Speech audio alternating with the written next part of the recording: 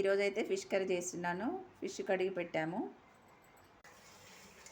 Fish అయితే వండుతున్నాను. చూడండి friends.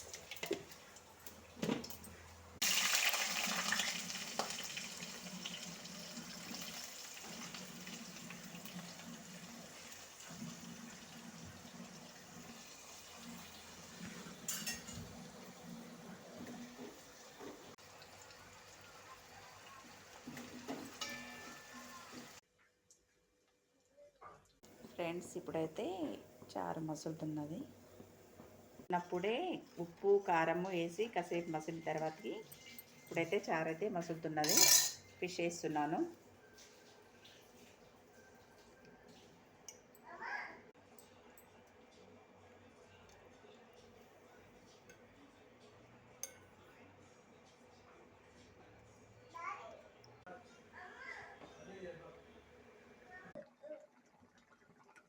ఇప్పుడైతే జీలకర్ర మెంతుల పొడి వేస్తున్నాను.